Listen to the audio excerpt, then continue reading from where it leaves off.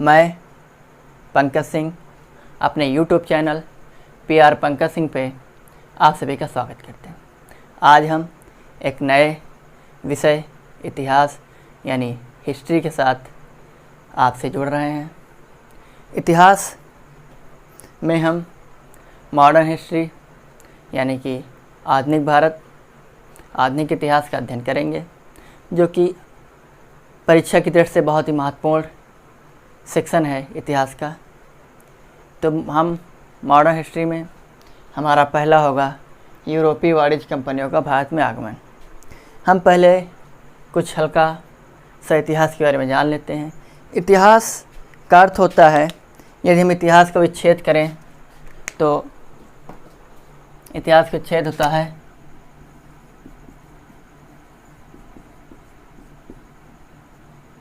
इति धन अ धन हास, जिसमें इति का अर्थ होता है ऐसा निश्चित, हास का अर्थ होता है हुआ होगा, ऐसा निश्चित रूप से हुआ होगा। इतिहास का अर्थ होता है ऐसा निश्चित रूप से हुआ होगा। इतिहास की यदि हम परिभाषा की बात करें, डेफिनेशन की बात करें, तो अतीत में हुई घटनाओं का अध्ययन इतिहास कहलाता है। अतीत में हुई घटनाओं का वर्तमान में अध्ययन इतिहास कहलाता है। तो ये रहा इतिहास से संबंधित कुछ तथ्य। और इतिहास के जनक हेरोडोटस को कहते हैं, और भारतीय इतिहास के जनक मेगास्थनीज को कहा जाता है। हेरोडोटस की पुस्तक है हिस्टोरिका। जब उन्होंने हिस्टोरिका पुस्तक की रचना की थी तो सिसरो महोदय ने उन्हें इतिहास का जनक कहा था। कई बार एग्जाम में पूछा गया है हेरोडोटस को इतिहास के जनक या इतिहास के पिता की उपाधि किसने दी थी, तो आपको जानकारी होना चाहिए कि सिसरो महोदय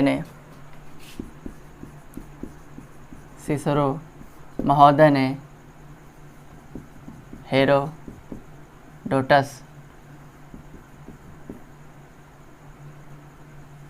हेरोडोटस को इतिहास का जनक कहा था। मेगास्थनीज, जो कि भारत का इतिहास का जनक कहा जाता है, मेगास्थनीज की पुस्तक थी शिव की। तो चलिए, ये था इतिहास का छोटा सा परिचय। हम इतिहास के अगले भाग यानी आधुनिक भारत का हम अध्ययन करेंगे। आधुनिक भारत में हमारा पहला टॉपिक होगा यूरोपीय वाणिज्य कंपनियों का भारत में आगमन। यूरोपीय वाणिज्य कंपनियों में सबसे पहले जो कंपनी आई वो थी पुर्तगाली।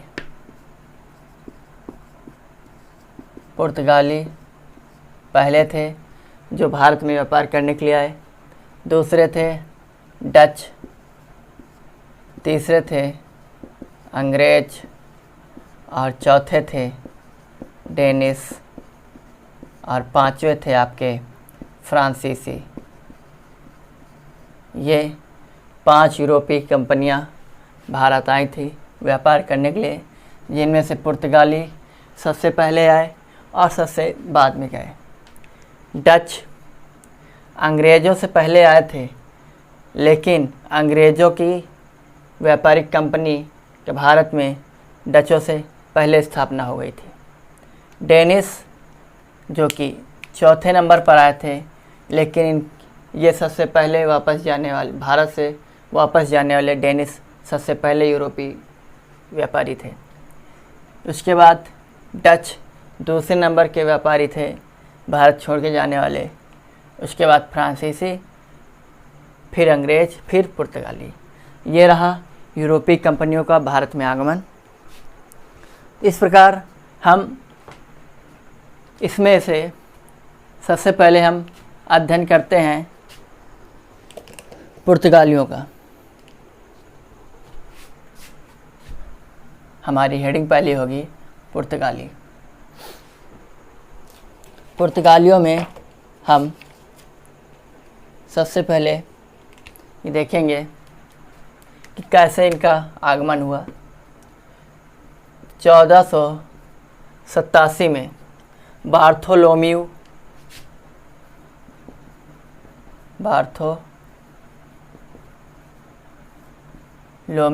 ड्यूआर्क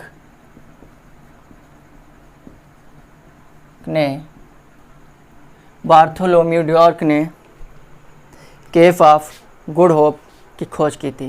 केप ऑफ गुड होप का हिंदी अनुवाद होता है आशा द्वीप। यह द्वीप जो है अफ्रीका महाद्वीप में पड़ता है। केप ऑफ गुड होप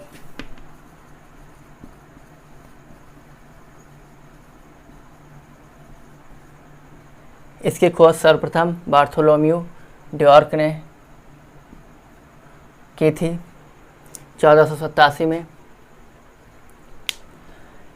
फिर उसके बाद 1492 में कोलंबस, जो कि इटली का निवासी था, उसने स्पेन से यात्रा शुरू की और वह केप ऑफ गुड होप पहुंचा और वहीं से उसने अमेरिका के समुद्री मार्ग की खोज की।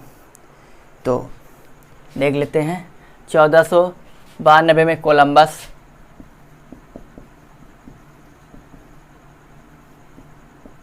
जो कि इटली का निवासी था, लेकिन इसने यात्रा जो है स्पेन से प्रारंभ की थी और ये कई बार पूछा जा चुका है। स्पेन से शुरू की थी और ये 1492 में स्पेन से जब इसने यात्रा शुरू की तो केप ऑफ गुड होप इसलिए उसका नाम रखा गया क्योंकि जब जो यूरोपी थे, तो यूरोपी जब यूरोप से चलते थे तब आपका भूमध्य सागर से होते हुए भारत आने का जो मार्ग तब नहीं था, क्योंकि उस समय सूएज नहर निर्मित नहीं हुई थी। इसलिए केप ऑफ गुड होप इसलिए कहते हैं उसे क्योंकि जब भी कोई भी यात्री यूरोप से यात्रा या व्यापार करने के लिए जब भी निकलता था तो यूरोप से जब वो अफ्रीका के केप ऑफ गुड होप नामक स्थान पर या द्वीप पर पहुंचता था तो उसके मन में, उसके दिल में एक आशा जागृत होती थी कि चलिए आगे की यात्रा तय करना और भी आसान होगा। इसलिए वहाँ पर लोगों को जब ऐसे ही एक आशा जागृत होती थी उनके मन में, इसलिए उसको आशा जागृत होती थी, इसलिए उसका नाम केप ऑफ गुड होप रख दिया। केप क्या होता है आपके जानना बहुत ज़रूरी है। सपोज दैट ये एक भूभाग है, इसके इधर इधर इधर जल है, यानी एक ऐसा भूभाग जिसके तीन ओर जल होता है उसे हम प्रायद्वीप बोलते हैं। जैसे इंडिया में इधर अरब सागर है, इधर बंगाल की खाड़ी है, इधर हिंद महासागर है, तीन ओर जलों से घिरा है, तो इस भूभाग को हम प्रायद्वीप बोलते हैं। यानी एक बड़ा सा भूभाग जिसके चारों ओर जिसके तीन ओर पानी हो उसे हम प्रायद्वीप बोलते हैं। उसी प्रायद्वीप के इस वाले हिस्से को, ये वाला जो पॉइंट होता है, ये जैसे ये इंडिया में ये है हमारा, इसको कन्याकुमारी बोलते हैं, जो कि भारत का सबसे दक्षिणतम जिला है, तमिलनाडु राज्य का। ये इसको कन्याकुमारी को दूसरा नाम है केप कोमोरिन। केप यानी होता है अंतरीप यानी कि केप यानी वो स्थान, वो पॉइंट होता है जो तीन ओर जल से घिरा हुआ एकदम दक्षिणतम बिंदु जो होता है उसको हम केप बोलते हैं। तो वो जो दक्षिणतम बिंदु था केप ऑफ गुड होप, यानी वहाँ पर आकर अच्छी आशाओं का जागृत होना, एक अच्छे फीलिंग्स का आना, इसलिए उसको केप ऑफ गुड होप नाम रखा गया। etc। आगे चलते हैं। तो 1492 में कोलंबस जो कि इटली का था, स्पेन से उसने यात्रा शुरू की और वहाँ जो केप ऑफ गुड होप जब पहुँचा तो वहाँ से उसने समुद्री मार्ग से अमेरिका की खोज की। तो ये रहा कोलंबस। अगला है 1497। 1497 में वास्को डिगामा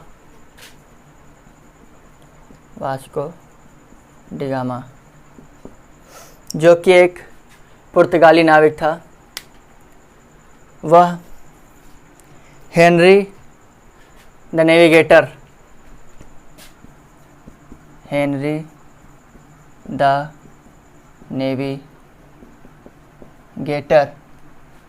की देख रेख में भारत आया। ये कई बार एग्जाम पूछा जा चुका कि वास्को डी गामा भारत किसकी देख रेख में आया था, तो हेनरी द नेविगेटर की देख रेख में भारत आया था और वह उत्तमासा द्वीप से होते हुए भारत पहुंचा था।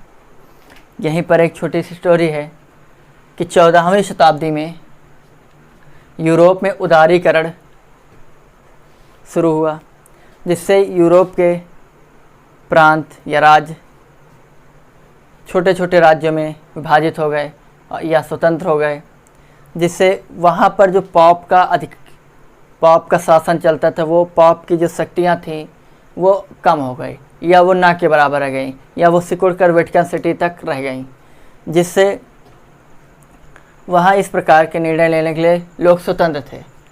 इसलिए उदारीकरण के चलते पॉप सिमट कर वेटिकन सिटी तक रह गया यूरोप में। जब पॉप सिमट कर एक वेटिकन सिटी में रह गया, तो अब जो भी छोटे मोटे राज्य थे, प्रांत थे, जो देश में कन्वर्ट हो गए हैं, स्वतंत्र हो गए हैं डिसीजन लेने के लिए, अब वो बाहर निकलेंगे व्यापार करने के लिए, क्योंकि अब वो पॉप की शक्तियों से स्वतंत्र हैं। इस प्रकार वास्को डी गामा 1497 में हेनरी द नेविगेटर की देख रेख में भारत की यात्रा के लिए निकलता है, भारत की खोज के लिए निकलता है। जब ये केप ऑफ गुड होप पहुंचता है, तो ये एक्चुअली में वो एक रेस्ट प्लेस था, यानी आरामशाला बोल लो। फिर वहाँ से लोग फिर से तैयारी करते थे और इसी समय मैग्नेटिक कंपास की खोज हुई थी।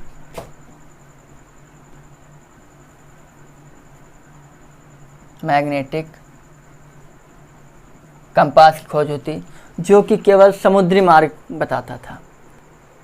Magnetic compass Vasco D gamma को भारत में अब्दुल यजीज नामक गुजराती व्यापारी था, जिसकी मदद से वास्को डी गामा भारत आया था।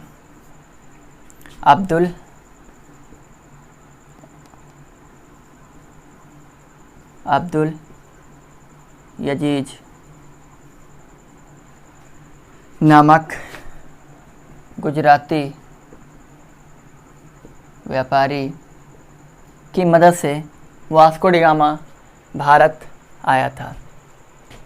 1498 में यह कालीकट के 1498 में कालीकट के कप्पक डाबू बंदरगाह पहुंचता है।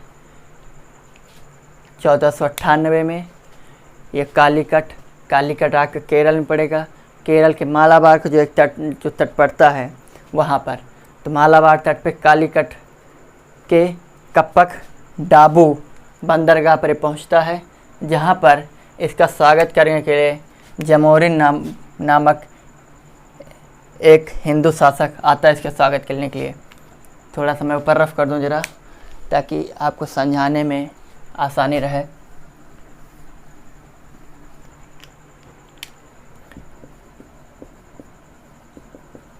पुर्तगाली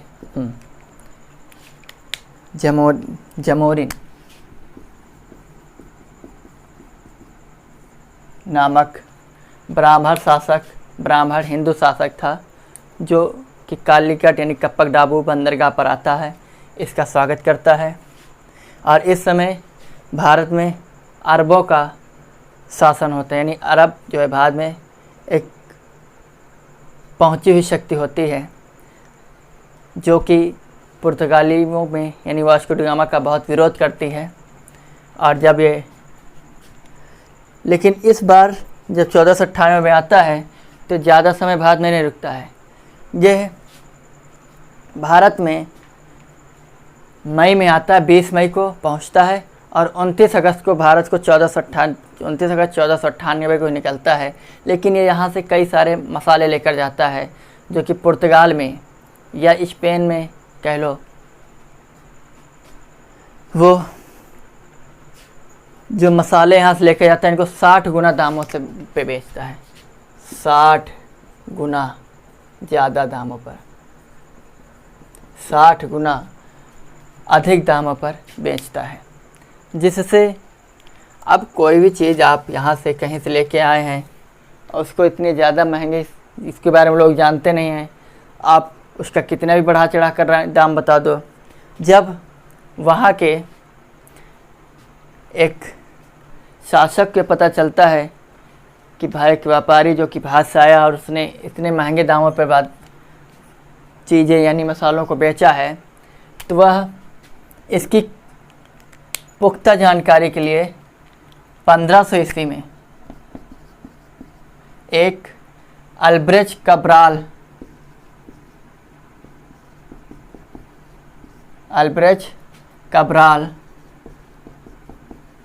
नामक एक पुर्तगाली को भारत भेजता है, जो कि उसको भारत में अरब व्यापारियों के साथ बहुत सारा संघर्ष करना पड़ता है।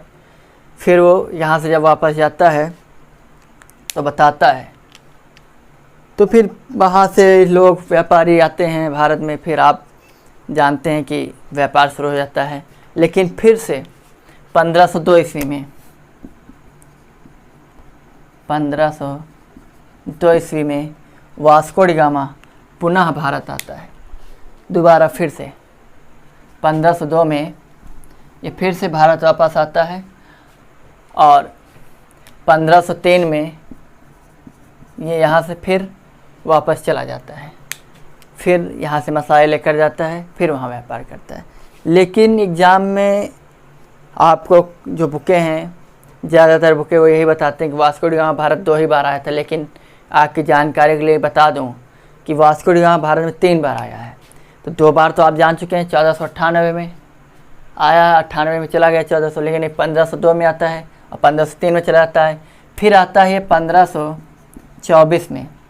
जब 1524 में आता है तीसरी बार, तो ये पुर्तगाली गवर्नर बनकर आता है 1524 में, और इसकी 1524 में ही इसकी जो है कोचीन में मृत्यु हो जाती है। कोचीन में इसकी मृत्यु हो जाती है।